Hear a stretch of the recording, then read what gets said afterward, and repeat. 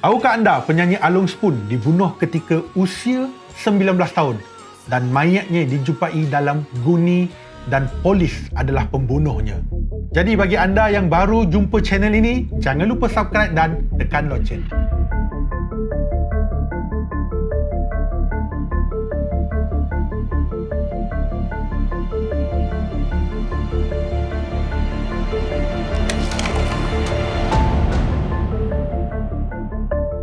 Sesiapa yang membesar era 90-an pasti tahu lagu pop rock nyanyian kumpulan Spoon berjodol Rindu Serindu Rindunya. Lagu yang pernah menjadi siulan satu ketika dahulu ini bukan saja menjadi fenomena di Malaysia, malahan turut digilai di Indonesia.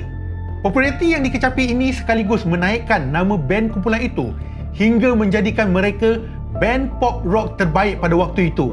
Namun, ketika nama mereka berada di puncak kegemilangan, peminat industri hiburan dikejutkan dengan berita kehilangan vokalis kumpulan itu, iaitu Along Spoon atau nama sebenarnya Sabiul Malik Syafiee pada tanggal 25 Disember 1999. Berita kehilangan penyanyi berusia 19 tahun itu akhirnya membawa kepada penemuan kes pembunuhan kejam pada 12 hari kemudian apabila rangkanya ditemui berikat dalam sebuah guni di lereng bukit di kilometer 28 Jalan Kuala Keluang, Genting Peras, Jelebu, Negeri Sembilan pada 6 Januari tahun 2000. Mangsa disahkan meninggal dunia kerana jerutan pada leher dan mempunyai kesan kecederaan dalaman.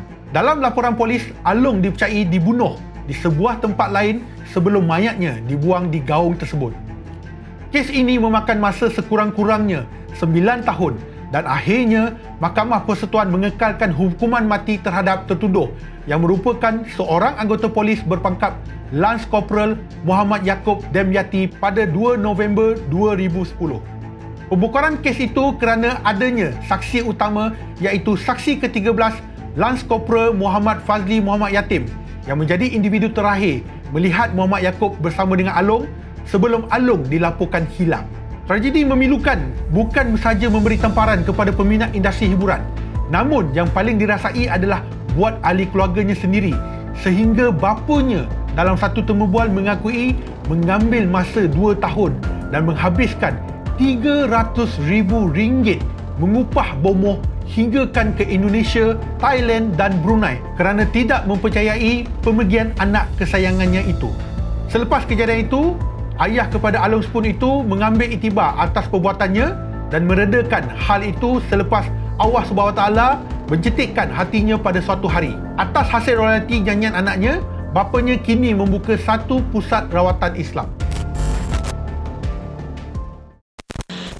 Tertuduh Yaakob mengajak rakannya iaitu saksi ke-13 yang juga seorang anggota polis untuk bertemu kerana ada hal musaha. Kemudian Yaakob memintanya ke Jalan Pandan 3/10 Pandan Jaya. Di situlah mereka mengintip Along kerana mempercayai isterinya berlaku curang. Semasa dalam kereta, Yaakob turut berkongsi masalah rumah tangga yang dihadapinya selain menyatakan isterinya sering keluar rumah dan pulang lewat. Ketika mengekori Along, mereka berhenti di satu tempat dan Yaakob keluar sebelum tiba-tiba membawa masuk Along ke dalam kereta. Dan saksi ke-13 itu diminta untuk meneruskan pemanduan. Semasa di dalam kereta, Yaakob menyoal Along berkali-kali adakah dia mempunyai hubungan dengan isterinya iaitu Salina yang merupakan individu yang ditugaskan mempromosikan artis-artis baru seperti kumpulan Spoon. Along bagaimanapun menafikan perhubungan tersebut. Saksi ke-13 itu turut mendengar Yaakob memukul Along di kepala berkali-kali membuatkan saksi ke-13 menyuruh jangan mencederakan mangsa.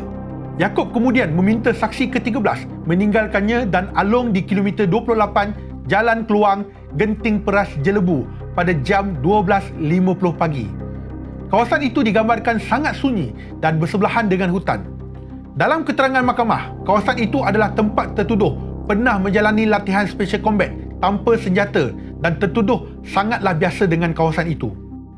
Yaakob turut meminta rakannya itu untuk kembali balik ke kawasan itu kira-kira 30 hingga 40 minit kemudian, di mana saksi yang ke-13 kembali di kawasan tersebut dan mendapati hanya Yaakob sahaja yang kelihatan. Ketika Yakub masuk ke dalam kereta, saksi ke-13 itu menanyakan di manakah Alung. Yakub hanya membalas, kita balik, biarkan dia. Apabila kehilangan Alung dilaporkan keesokan hari di dalam akhbar, saksi ke-13 bertanya kepada Yakub dan Yakub hanya membalas, apa-apa hal, biar dia yang bertanggungjawab. Pada 5 Januari 2000, Yakub ditahan selepas ada saksi melihat tertuduh merupakan individu terakhir yang dilihat bersama dengan mangsa. Hasil daripada soal siasat, Yakub mengakui mayat Alung telah diisi dalam guni olehnya dan dicampakkan di tepi jalan raya iaitu di Jalan ke Keluang dan dia bersetuju untuk menunjukkan tempat tersebut. Kemudian, polis menjumpai guni berisi mayat Alung pada pagi 6 Januari 2000 hasil maklumat Yakub. Setelah mayat itu dijumpai, mayat Alung telah dibawa ke unit forensik dan identiti si mati telah dibuktikan melalui proses profilan DNA. Hasil daripada bedah siasat, Alung dilaporkan lehernya dijerut menggunakan kain denim biru atau kain jeans. Kebetulan pada waktu itu, Alung memang memakai kain jeans biru dan guni itu juga diikat dengan jeans biru. Motif Yakub bertindak di luar kawalan adalah disebabkan cemburu akan hubungan baik antara Alung dengan isterinya yang bertugas di syarikat rakaman tempat Spoon bernaung. Jenazah Alung kemudiannya disemadikan di tanah perkuburan Jalan Kuari Ceras, Kuala Lumpur. Semasa kehilangan Alung Spoon, keluarganya menerima panggilan telefon daripada nombor yang tidak dikenali yang mendakwa penyanyi itu telah dicolek. Mereka turut meminta wang tebusan RM500,000 sebelum Alung Spoon dilepaskan.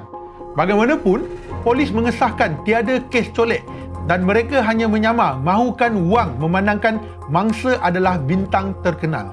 Walaupun sudah 21 tahun berlalu, nama Allahyarham masih tidak pernah luput dalam ingatan peminat hiburan sebagai individu yang berjaya menghitkan lagu-lagu jiwang satu ketika dahulu. Buat ibu bapanya, hati pastinya merindui kehilangan anak yang baik dan penyayang itu. Semoga Allahyarham ditempatkan di kalangan orang-orang yang beriman. Al-Fatihah untuk Alung.